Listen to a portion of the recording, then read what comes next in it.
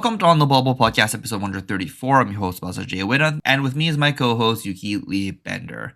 Today we're going to be doing an episode recapping Calling Columbus, and we're going to be talking about the Florian LL and how that might affect the metagame. Let's start right away.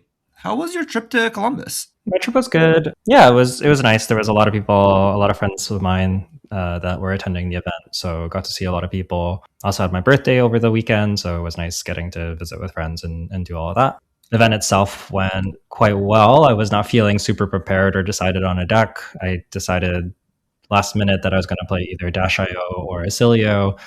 I played a side event with each of them, and Acilio was like powerful, but the games felt a little out of my hands. And I was also like, I haven't played that much of this deck, and well, I think I can play it pretty well. There's probably like weird game states, like if people are trying to fatigue me, where I maybe conceptually have ideas about what I'm supposed to do, but I've never practiced it. Whereas Dash.io, I've played a whole bunch of before. Also, Dash.io is very good into Acilio, and at least at side events, there was a ton of Acilio. Once we got to the actual calling, the Acilio representation was a little lower than I expected, but there was a lot of strong players on Acilio. So yeah, overall, really happy with the Dash.io pick, and I ended up finishing 11th place overall. I lost 2 win-ins. One of them was very unfortunate. Lost to my teammate Majin Bey, who ended up going on to make top 4. I had a winning line in that game, and I think I took the wrong line and then didn't get there because I took the wrong line. If I take the other line, I definitely win that game. Like a little bit of it is like hindsight, but basically I could either do 1 more damage with a zipper hit off of a backup protocol, or I could do a 0 to 60 for 1 less damage, but try to hit an item off the top. And I think trying to do the more high variance play of hitting the item off the top was the way to go, because if I hit the item off the top, I'm like extremely likely to win, I would say. That would make sense. Yeah, go for the higher variance line because doing the lower variance line doesn't win you the game. Yeah, it wasn't like 0% to win, but basically like he's at 3, I have a boom grenade, and I beat like 2 blocking cards or like a D-react and a blocking card with the zipper hit line, because he would have to give 2 cards on the zipper hit, and then I can pistol, and that would kill him if he only has 2 blocking cards. But the other line can beat 3 blocking cards, because I would get an extra action point, and then I can do 3 pistol shots. So he needs to cover 4 on the 0 to 60, and then 2 of the pistol shots. So he would have to have 4 blocking cards, which is possible, but Acilio has a lot of instance. Do you want to move right into the metagame and then do the shoutouts later, or do you want to do the shoutouts now? Let's just do the shoutouts now. So yeah, thank you to all of our patrons who get back to the show and make this show possible. We couldn't be doing what we're doing without you. If you're interested in the Dash.io deck that I was playing, I will be posting that on Patreon with a sideboard guide and talking about that. I think Dash.io is actually quite a solid pick right now, especially with Florian LLing. So yeah, that will be on Patreon. You can check it out at patreon.com/onthebobble. But yes, thank you to all of our patrons. Thank you to all of our listeners. We couldn't be doing what we're doing without you. If you want to buy singles from a Canadian retailer, I would check out invasioncnc.ca. They sponsor the show, and you can use code YLB5 for 5% off your checkout, and that'll be off all your singles purchases, and that will help you save some money and also help them know that we sent you there. And let's move right in and talk about the metagame for Calling Columbus. So this event had 318 players, so a pretty decent size calling. There was a couple of decks that were represented pretty well, so let's start from the top. Arachne Marionette at 38 players, Gravy Bones at 33 players, Florian at 30, and Acilio at 23. So I feel like these are the 4 decks that were over 20 decks. Is this kind of what you expected for this metagame? Yeah, I think so. This is more or less what I expected. I think I expected a little more Acilio. I don't think I expected Marionette to be the most represented either. Yeah, overall, like I think these 4 decks were probably the 4 that I expected, and maybe like more Acilio, less Marionette, something like that. Okay, that makes sense. And then followed up by Kasai KO and Syndra. Those were at like the 18, 18, and 17. So you're definitely going to play some if you're playing this calling. But man, I really just want to talk about the conversion rate for these 3 decks. How do you just want to go and talk about the conversion rates? Sure, yeah. So the day 2 conversion rates for Columbus was also released. The reason why I want to talk about Kasai, KO, and Syndra for the conversion rate is they were quite bad for these 3 decks. there is one Kasai, one KO, and three Syndra that made it through, which means a percentage will be 18% for Syndra, which is okay, but KO and Kasai both had 6% and 5% respectively. So these are not good conversion rates, right? Mhm. 18 players played Kasai and only one made it to day two. That is not where you want to be on the deck. Yeah, definitely tough. Sort of checks out. I think with the amount of Florian there was, Florian is definitely, I think, Kasai's worst matchup in the metagame, and Marionette is playable but not fantastic. So that kind of puts you in a tough spot as Kasai. And I think I would describe KO actually very similarly. Your Florian and Marionette matchups are, especially Florian, are quite tough, and your Gravy matchup is okay, but also not great. So if you're like unfavored and then very unfavored into Florian, then decently unfavored into Marionette and Gravy, it's like not where you want to be as KO. I think Kasai has like a little bit better positioning than KO into this metagame, in my opinion. But yeah, I guess the upside to KO is that you are really good into Acilio, whereas Kasai is weaker into Acilio. That's sort of the trade off between those two decks. But yeah, I think the big thing is just Florian is brutal for both of these heroes. That is fair. That is fair. And there's just like a lot of Florians. 30 Florians is still, I feel like, a lot more Florians than we've ever seen this meta game, right? Yeah, definitely like seems to be a hero that gained a lot of steam, and I guess will no longer be in the classic constructed metagame because he hit Living Legend this weekend with a whole bunch of RTN wins and eventually taking down the calling as well in the hands of Michael Yazaker. Well, shout out to Michael. He congratulations on winning this event on Florian. I guess let's talk about the outliers of the conversion rates first. So we have Arachne Marionette with 42% conversion rate. That's crazy, right? When also Acilio with 43% conversion rate. This is like a well above, what's it called? An outlier on the other spectrum, right? Like we have Arachne and Acilio just like Overperforming. overperforming by a lot. Mhm. Did you expect this as well, or do you think it's just like dependent on who the strong players were this time? There definitely were a lot of strong players on Acilio, especially. A lot of big names if you scroll through. Like I think like Brody Spurlock, Jacob Clements, Michael Hamilton, Michael Fong, Majin Bay, Peter Budensic. They're I think Martin was there. Martin Hollick. I saw him wandering around the event hall. I wasn't sure if he was just hanging out or like maybe his first few rounds went bad, then he was just hanging out. He was definitely there though. So yeah, just like a lot of very strong wizard players or just players in general on Acilio. So I think that's definitely part of what's going on there. I think that deck is also really, really strong. And then Marionette, I think, is just one of the decks that has been at the top of the meta. I do sort of think like Mario, Gravy, Acilio are probably, and Florian were probably like the top tier decks for this event. Okay. Anything else you want to talk about the metagame before we just talk about the top 8? Yeah, I guess I'll say that like Gravy also had a great performance at 35%. Gravy's still a very good deck in the hands of a strong pilot, so nothing too surprising there. Florian, a little more average at 23%, but still a reasonable performance.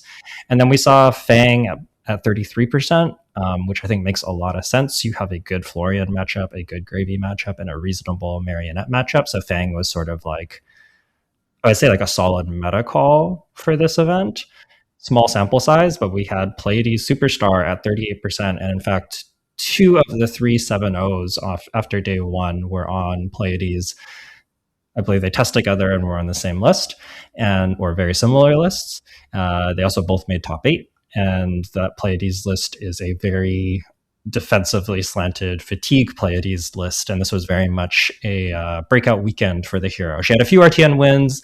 I heard some rumblings of a fatigue Pleiades list and a Metafy guide, and yeah, she had quite the showing this weekend. So if there's a deck to talk about at this event, I think it is Pleiades as a huge breakout performance. Then, do you know anything about this Pleiades deck? How is this Pleiades deck trying to fatigue people? Is it attacking ever, or is it just like playing some auras that we haven't really seen before in Pleiades? It depends on the matchup. It is doing some amount of attacking, but it is primarily like a defensive fatigue deck. Its kind of whole premise, from what I understand, is that it effectively has like a huge number of. It just generates a lot of like deck value. It does some of this through Rampart in a lot of matchups, or Sledge in matchups where you need to be more proactive. It also uses Miller's Grindstone to mill opponents out if they're not blocking. It has a whole bunch of defensive tools that block really well. So like Sinks, Fades, Fiddlers, Staunch Response, Test of Iron Grip.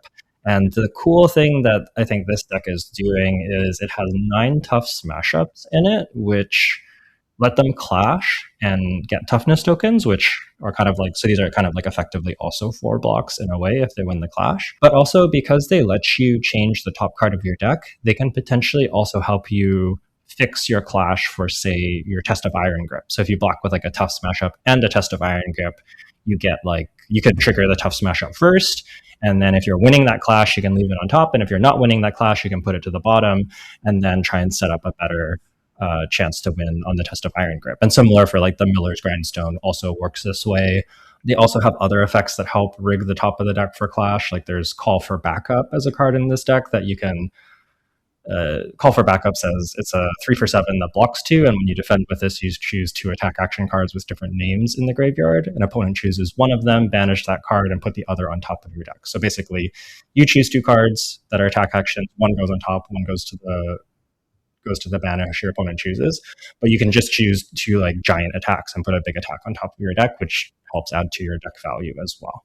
It has Remembrance. It has Up on the Pedestal as well as another card that puts a Guardian attack or a Revered attack on top of your deck. So you can, you're going to clash. You can play Up on a Pedestal and stick something like Pulverize on top of your deck. Okay, that's interesting. So this deck is really abusing the fact that Pleiades is one of the only Guardians that can really change the top card of the deck pretty effectively with the tough smash ups. Yeah, it's the tough smash ups and Up on a Pedestal are the big reason to be playing Pleiades. Also, in the palm of your hand is another tool that this deck gets access to that is much stronger in Pleiades. I think basically in the palm of your hand is a 3 block that you can block with if your opponent's pressuring you. But if your opponent's not pressuring you, you can play it out and then potentially remove a counter, so it's on 1. And then when your opponent attacks you, you can activate Pleiades and again, remove the counter, draw a card, and then have like a 5th card to block with. So it's sort of like a block 3 that you can push to a future turn if you're not being sufficiently pressured. Oh, wow. Yeah, that's actually a really cool idea. So, like, on the turns where your opponent's trying to take an off turn to set up, you can set this up to make sure you have a 5-card blocking hand. That's pretty powerful. Yeah, exactly. It's sort of like a way to punish that. And then I guess like some shout outs to like Righteous Cleansing as being a very good kind of late game threat. If your opponent's trying to pitch stack, you can, and taking setup turns, you can send a Righteous Cleansing, which can potentially attack the top of their deck. They have Ripple-Aways as tech for Florian to counter their Germinates, and you can Remembrance back the Ripple-Aways and try and counter stack their Germinates with your Ripple-Aways was like a key game plan in this deck. So yeah, it is a fatigue deck. I think basically it uses its ability to get like card selection and different clashes and this type of stuff to kind of like counteract what the opponent is trying to do. Okay, I guess my only question, I know you won't be able to answer this, is I wonder how the Gravy Bones matchup is. Because if I'm playing any Fatigue Guardian list, I'm just like, that's my biggest worry is, can I beat a Gravy Bones? Yeah, I know that the people that made this deck are very high on it. I have been told that they can fatigue Gravy Bones. I think that a good Gravy Bones is probably one of this deck's worst matchups, though, if I had to guess. I think it's probably hard to execute. You have a bunch of life gain, you make them work for it, you have Midas Touches. Rampart is good into Gravy Bones. Like, you definitely make it non-trivial for them, but I would imagine very strong Gravy Bones players would be favored into this deck. But yeah, I don't know. I haven't tested it. Yeah, that's fair. That's my take on it as well. Like, I think I'll be able to fatigue the average Gravy Bones player, but then the top 2% of Gravy Bones players might be very difficult to fatigue. Mostly if they have like the remembrances and the tools to beat the fatigue decks. Yeah, I think so. I guess the other weakness I think this deck has are wizards. I think Acilio has, well, this deck does have Amulet of Echoes and some amount of disruption like CNCs, Boulder Drop. You give Acilio a lot of time and they can set up some pretty disgusting pitch stacks. So yeah, I think that some of the losses that these Pleiades had were definitely to Acilio players. They also beat some Acilio players, so it's definitely not like free or 0%, but I think very good Acilios will give you trouble. And I would imagine that very good Verdances would also give you trouble. Okay, that makes sense. Then let's quickly run through the top 8. So the top 8 for this event, we had the 2 Pleiades we just talked about. We had 2 Acilios, we had 1 Florian, 1 Katsu. We'll talk about that real quickly. And we have 1 Marionette, 1 Gravy Bones. So this is actually a pretty good representation of what the top decks were, plus the 2 Pleiades and a Katsu. Yes. So Katsu, Nia Tran. Wow, what a guy. Playing Katsu and top 8ing. Yeah, Nia's a longtime friend of the pod and also somebody that I test with for a very long time now. He was sort of just like, yeah, I'm going to be vibing a little bit. I'm going to play Katsu. This deck is okay, but I like him a lot. And he was quite surprised to top 8. But yeah, he's been playing that deck for a long time. He's a master of that deck. And I think that Katsu actually kind of reasonably positioned. You have a good Gravy and Astilio matchup, which is pretty big, and your Florian matchup is okay. Your Marionette matchup is not so good, but he somehow beat up a bunch of the Marionettes. So yeah, big shout out to Nia. If you're interested in his Katsu deck, actually, I've been talking with Nia about getting some content for the deck. So I think probably like a deck list, sideboard guide, at least like a small one, and maybe like a small write up that will probably be on our Patreon as like a little bit of guest content. Because yeah, definitely cool to see one of the original heroes of Flesh and Blood having a good performance. Yo, that's sick. That's sick. Yeah. But yeah, this deck, I watched one game of this on stream actually, and it looked so funny. Like the games are just like, wow, like he doesn't have a weapon anymore. Where did it go? Yeah. Katsu really fell off after they banned Bonds of Ancestry, and then now that they've given Red Bonds back, and Katsu's also gotten Retrace the Past and Tempest Palm Gustwave, decks pretty real. The Ira Armory deck was also big. Nia was on that. It has like Edge of Autumn. You get more combo cards that combo with your sword. There's 0 for 4 go agains. I can't remember. Vengeance, Sworn Vengeance. It's some Vengeance card, and the gloves are huge. Okana Scar Wraps. They are block 2 gloves. They let you basically flick your Edge of Autumn to give an attack +1, which lets you sneak over Katsu on hits. And this is probably why you saw Nia without a weapon. You can get them back if a Vengeance card hits, is sort of the plan. But the biggest thing is Katsu is really a combo deck, both in the sense that he plays combo cards, but also in the traditional sense that he's just going for a giant spike turn. And forcing through that on hits, you can get your Katsu trigger and tutor for the piece that you need, and then do like a double bonds turn or something like this is a lot of what the deck's trying to do. Honestly, the deck looked really fun to play, honestly, when I was watching this stream. So if you are interested, just look at the Columbus stream and look for Nia's games. I would recommend them. They look kind of fun. Yeah, definitely a really sweet deck. Yeah, so shout out to Nia, and then also want to shout out to Majin Bay. He did beat me in my win-in on my birthday, but he's also a friend of mine, and I'm glad that he made top 8 and top 4. So shout out to Majin Bay, well deserved, and yeah, had a really good run, getting all the way to semis. Yeah. Any other decks you want to talk about for this top 8? Feels pretty standard, honestly. Nothing. We've already talked about the Pleiades, we talked about the Katsu, and then Michael Jasker winning on the Florian deck that we no longer need to talk about. Yeah. I think that is maybe about it. We'll quickly touch the RTN Week 3 data points, but again, the most winning hero is Florian, so which helped the deck LL. But now we also just don't need to talk about this deck anymore, and it's going to shift the meta. I guess before we talk about how Florian leaving might affect the meta, let's talk about a hero that we didn't talk about at all during Columbus, which is Verdance. Verdance had 11 wins this season on week 3, but if we looked at Columbus, we didn't talk about Verdance. It was a 0% conversion rate at Columbus. Where do you think the Verdances went? Like, did all the good players just not play Verdance this weekend? I think a lot of the strong players weren't on Verdance. I think another big factor for Verdance is if you look at our top decks, Acilio, quite a tough matchup. Gravy Bones, a very bad matchup. And Marionette is close ish. So it's kind of hard to want to be Verdance. And I think even beyond that, if you start looking down the line, Florian's gotten much closer into Verdance as he's gotten more aggressive and she's lost Rootbound. Fang's a good matchup for you. Pleiades is probably a good matchup for you.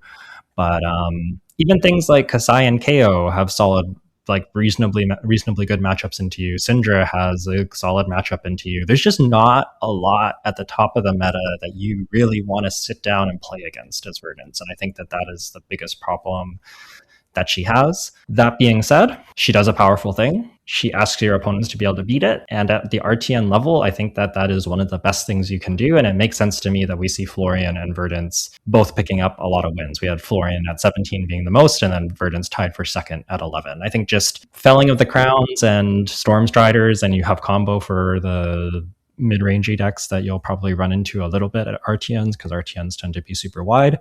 That's still just like a pretty good game plan. So I think at the lower level events, Verdance is very, very solid still. Okay, that makes sense. Yeah, and then once people are like practiced into Verdance, it kind of drops off. Kind of is what it feels like right now. Losing the Rootbound Carapace is affecting Verdance, I think. I think so. Yeah. And I think the way that the meta has developed has just been, there's just nothing that, you don't have like a whole lot of great matchups. You have some okay matchups, you have some bad matchups, but there's nothing that you want to see. And that's not, even if she's powerful, it just, her positioning is not good right now. Okay, fair enough. Let's move right in. So Florian LLs in this weekend. And so for next week's RTNs, Florian not legal. What's happening? Like who benefits the most from this LL? Yeah, so we'll talk about some winners and losers, and I think an important thing, there's kind of like a few things going on. This meta is still pretty new, and I feel like it was starting to get a little bit figured out, but even if you look at Hong Kong, then Akihabara, and then Columbus, it's like a little different each week as things evolve. And now we have a shakeup both in Florian leaving, but also in the Pleiades deck, potentially, I think, probably picking up popularity after a double top 8 performance. It was on stream 3 times. Guardian hasn't been at the top for a while. So I think that there's a bit of a question of how much this Pleiades deck stays in the meta as people start to adapt to it, and also how much it gets adopted by people and how many people pick it up and start playing it.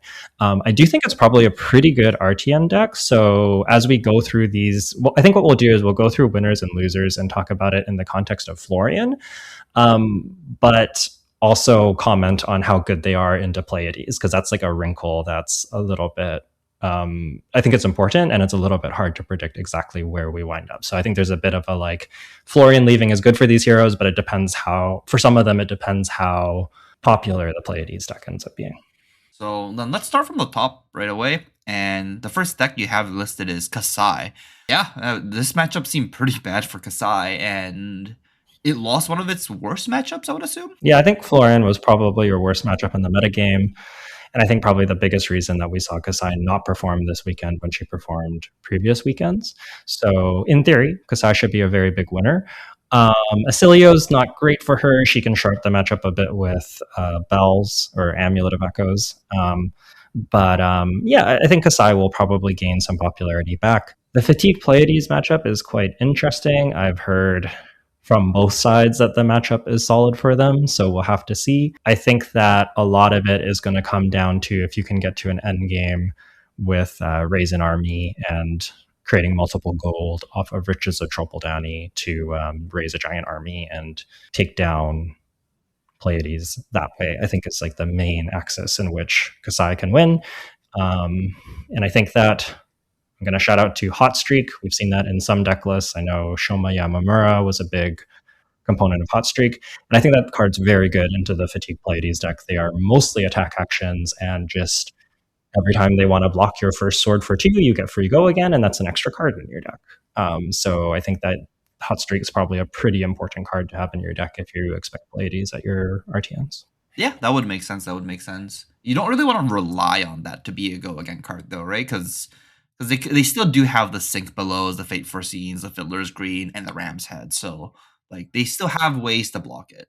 It's probably like you save your Blade Runner, and if they block with an attack action, you don't play it, and if they do, and if they block with something else or they don't block, you get to use your go again. Yeah, you basically get some option selects, which is obviously super strong into fatigue decks. Yeah, the game's going to go long enough, and they'll eventually run out of cards that can block Hot Streak without giving it go again.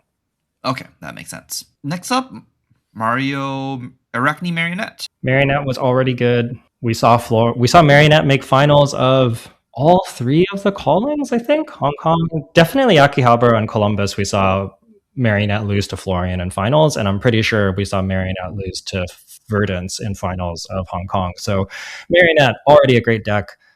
I think Florian was probably your worst matchup.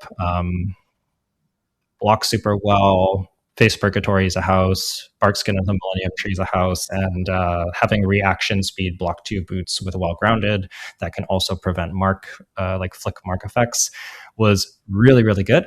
So I think that I think the Florian was really tough for this deck and is a super, super big boon for Marionette. I'm not sure how Marionette does into this Pleiades deck.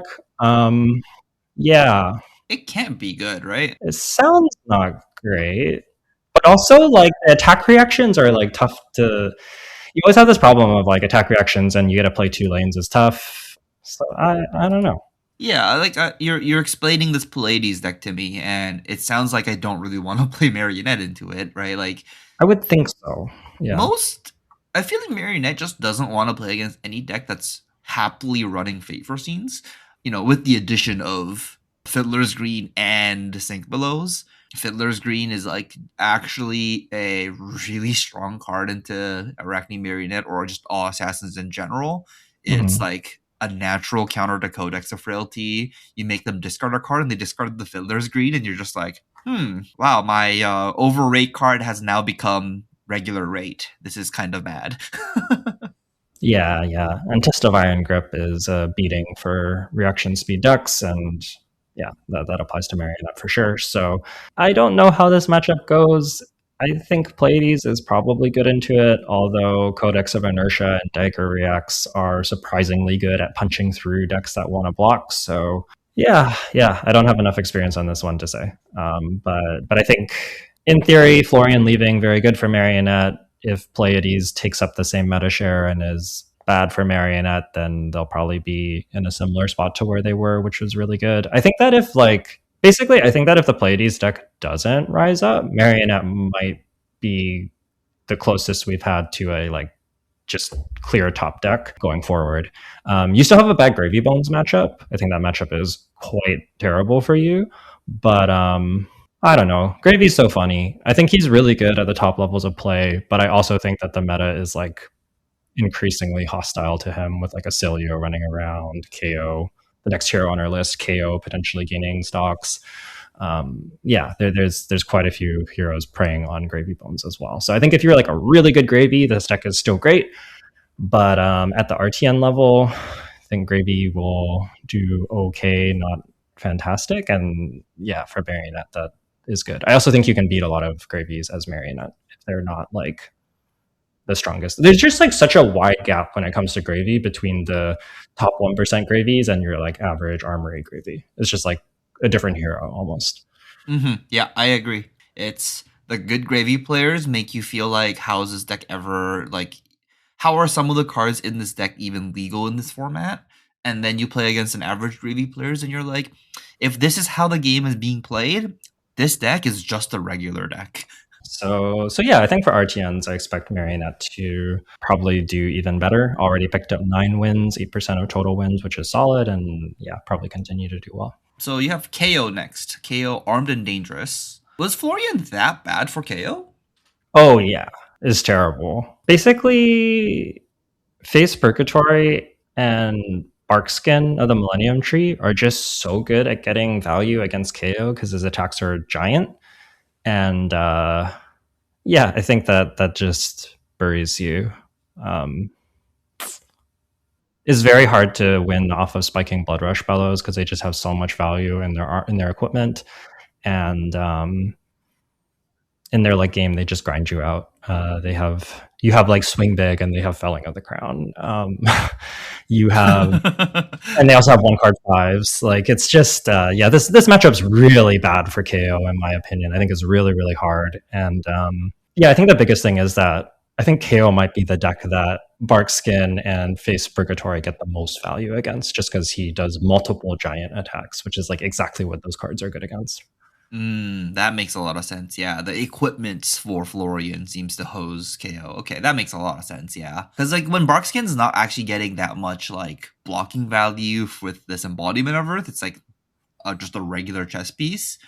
And when it gets like when the embodiment buffs like two actions, oh, that sounds disgusting. Yeah, yeah. It's like it's just like not that hard to get like block 6 out of your first spark skin block because you get like 2 from the equipment and then 4 embodiments across, like I guess like 2 embodiments across 2 actions, so that's like +6, and then the second one can be like +5, so that's like 11 value.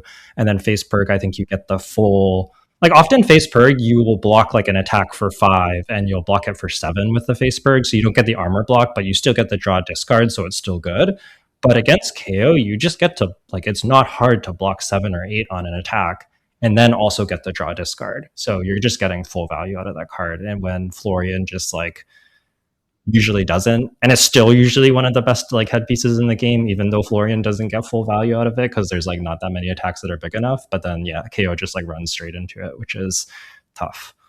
Yeah, that does sound tough. Now that you talk about it this way, okay, yeah, that sounds miserable. Yeah, yeah. So Florian leaving, good for KO. Acilio gaining popularity, also really good for KO. You have basically Acilio doesn't like decks that do a lot of damage and have disruption, and KO can do both of those things really well if they want to. So KO is actually quite good into Acilio. And Pleiades, probably pretty bad for KO. So yeah, I think KO is going to really depend on the Pleiades deck. If there's a lot of Pleiades at your locals, KO will probably stay, I guess, like similar to where it was. Like if Pleiades just replaces Florian, he'll be in a similar spot to where he was. He's decent. And if Pleiades doesn't get adopted, then he'll probably do better. Okay, that's pretty reasonable. Pretty reasonable. So the last winner you have here is Dio.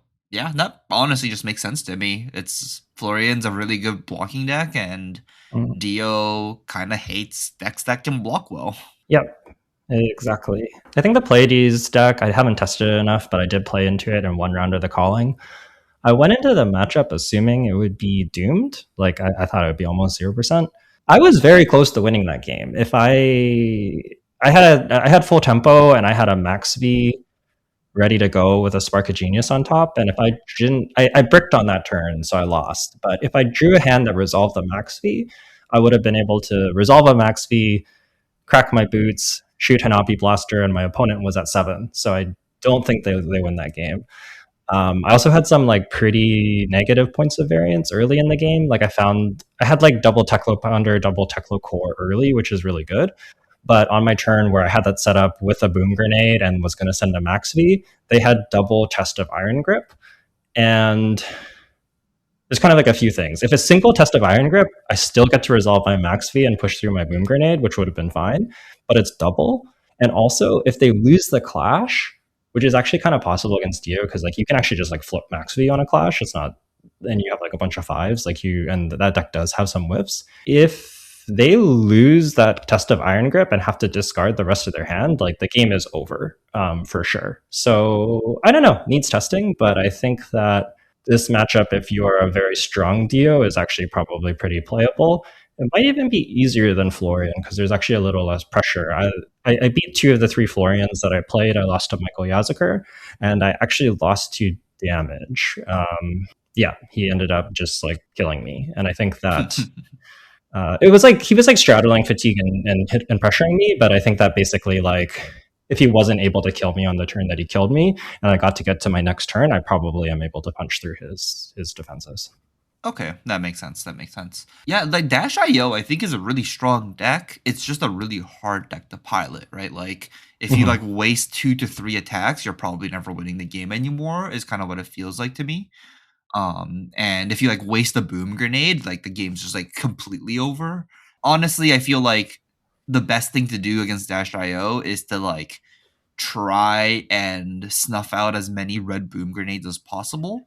And that's kind of like the mini game you're playing, right? It's just like, can I disrupt like a max V and a two boom grenades?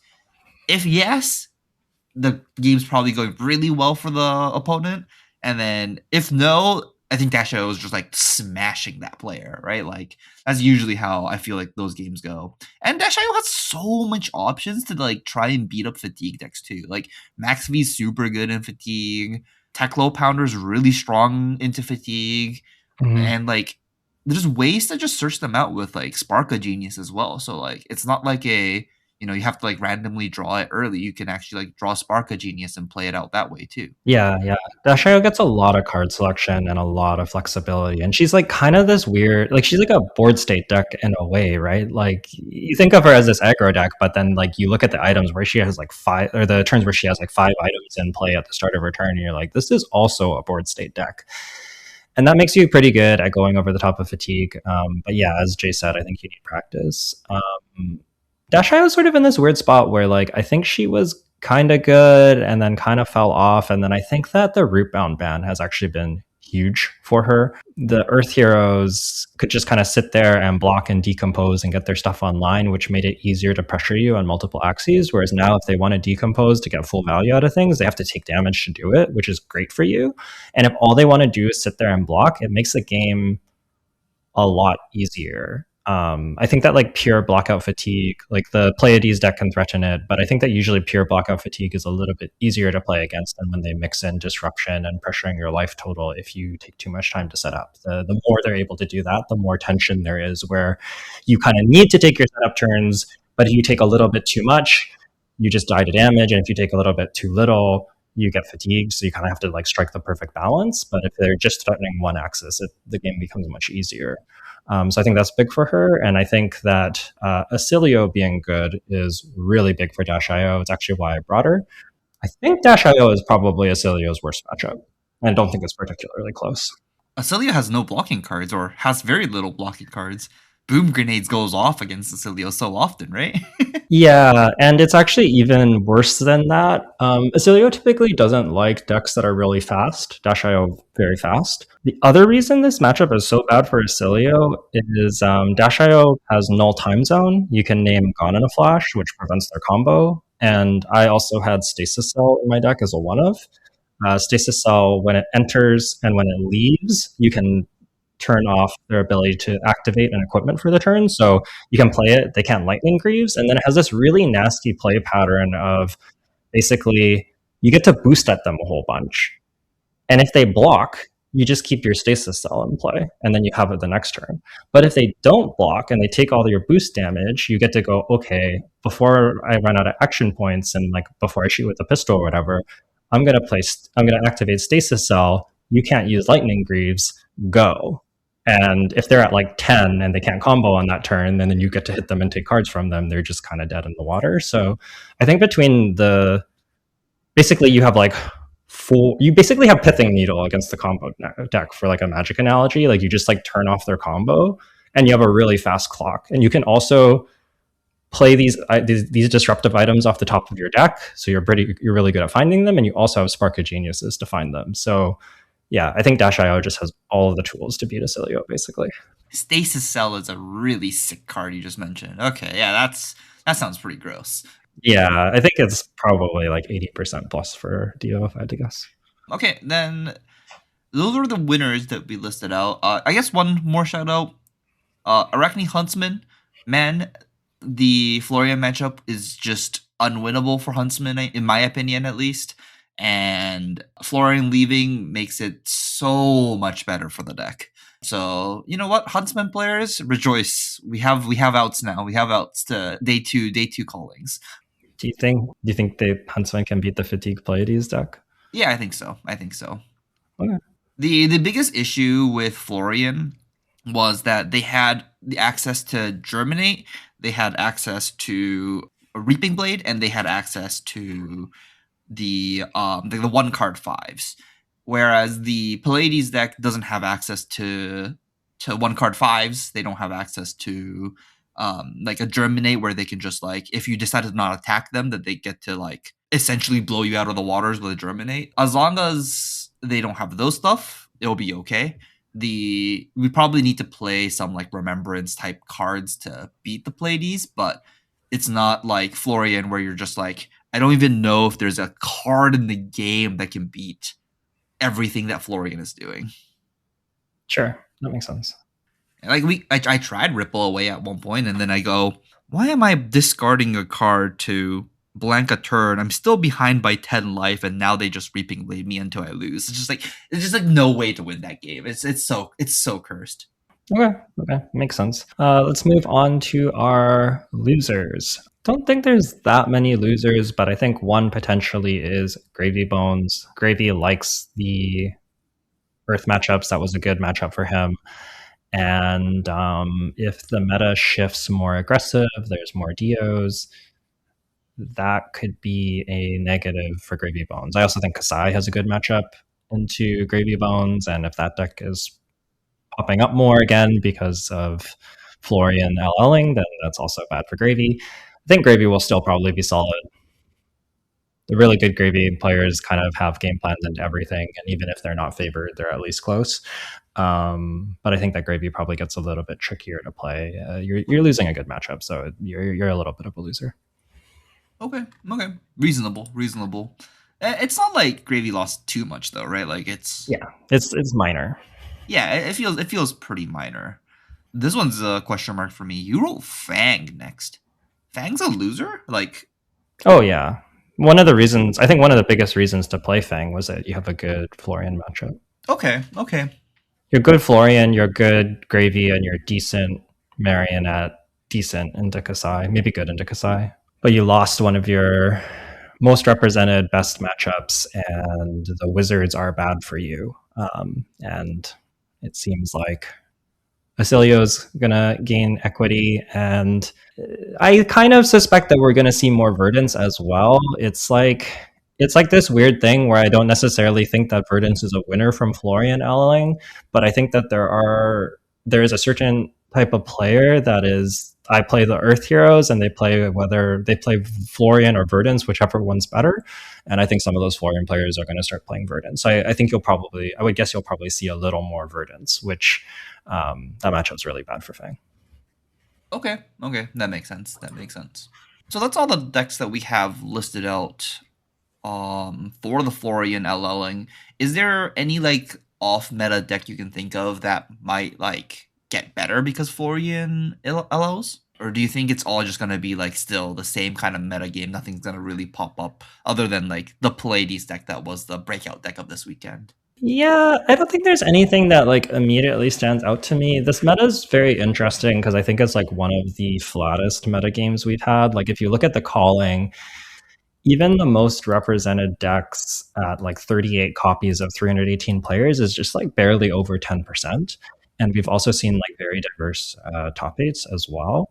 So I kind of think like if you were a hero that had some game and some angle of attack into the meta, you probably still do. And I think that list of heroes is like really wide. Like just like going down the RTN list, it's just like we have our big decks: Florian, Isilio, Verdance, KO, Marionette, Dash.io, Gravy, winning a lot. That all makes sense. But we still have like Syndra, Fang, Kasai, Prism, all picking up like 7 to 5 wins. And then even at like the 2 to 1 range, we have like Dory in there. We have Victor. We have Katsu, who we saw top 8 the calling. There's KO Underhanded Cheat, who I think is like decent. Some people play Lyath. There's just like a whole bunch of heroes that are reasonable. And I think if you're on that list, if you had a bad Florian matchup, you might get a little better.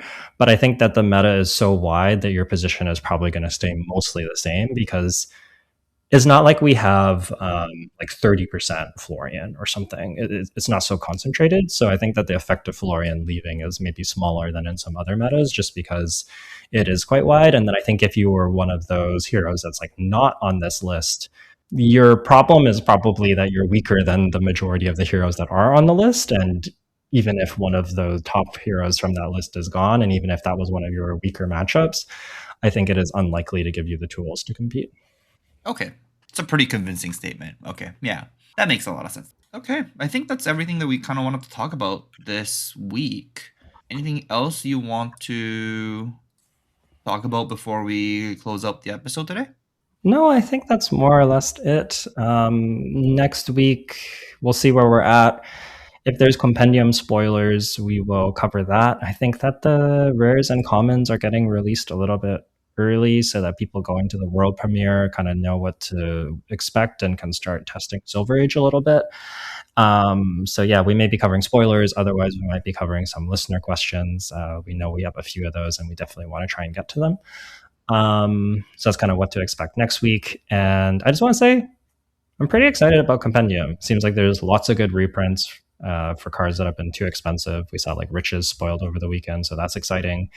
And yeah, I don't know. I have pretty high hopes for this set. I think that seeing how Silver Age evolves will be really cool. And I also think that it seems like, yeah, I don't know. I feel like we haven't had a supplemental set in a while, and I kind of my hope is that this is like a supplemental set, but they push the cards and that the support for the classes is like all quite strong. And I think if that's the case, we could see a pretty big meta shakeup. So we'll have to see if that happens or not. That's sort of like my wish list for this set. That that it's more of like maybe like an Everfest where there was a lot of strong cards and less of like a Dynasty where it didn't do that much.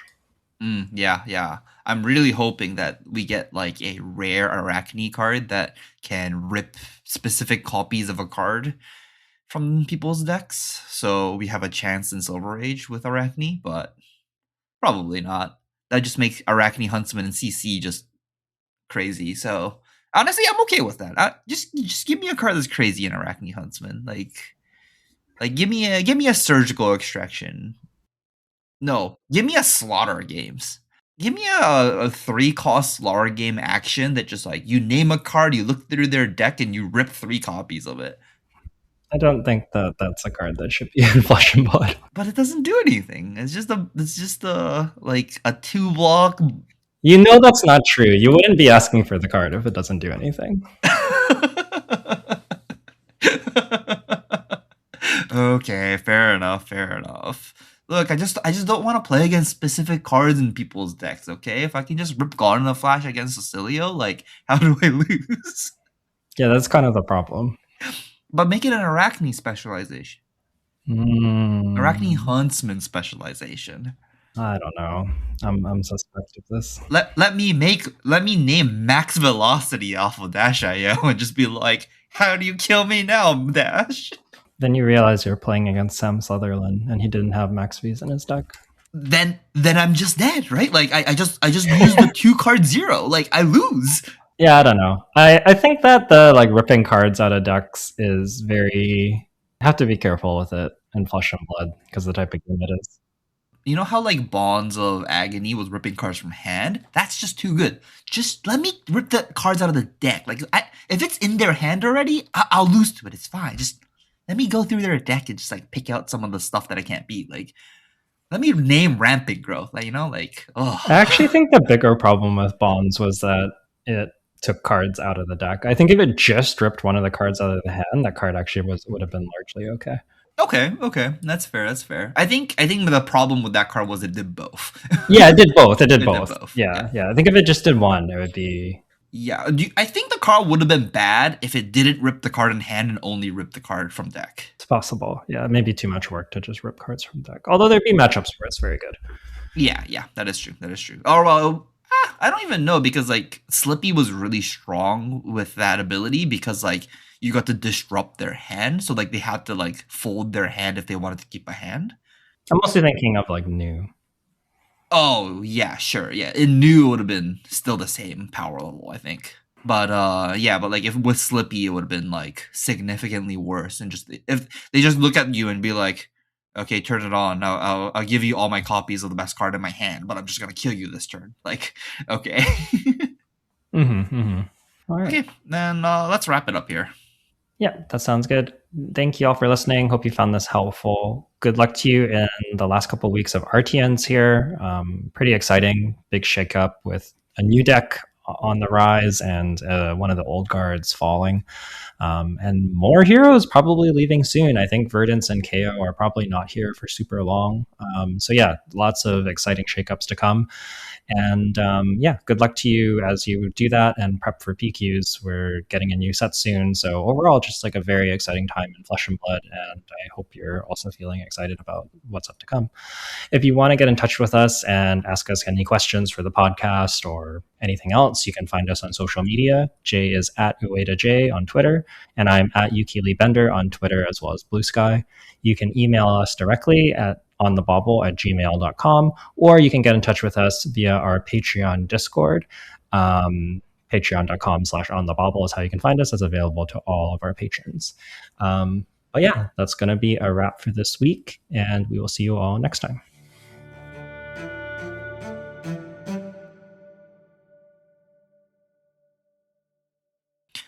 Okay, sign off. Do I want to rant? Is the question. You know what? Okay, I'm not gonna rant, but there is something I'm gonna mention real quickly. I was playing the so Magic the Gathering Arena. Currently has the Vintage Cube as of recording. It's probably going to be down by the time this episode is coming up because the new set is coming out. But I've been playing a bunch of the Vintage Cube on Arena because that's kind of my only format that I currently play in Magic is Vintage Cube. And do you know who I pair into in just like one random rank game of Vintage Cube? Is it Sean Dollywall? Yeah, it's Sean Dollywall. I just see Doll Wally and I'm just like, oh, that's Sean. And then the game is so funny because my Vintage Cube draft was just a train wreck. I'm playing Reanimator, but I don't have reanimates. Like I have zero ways to reanimate my cards. Okay.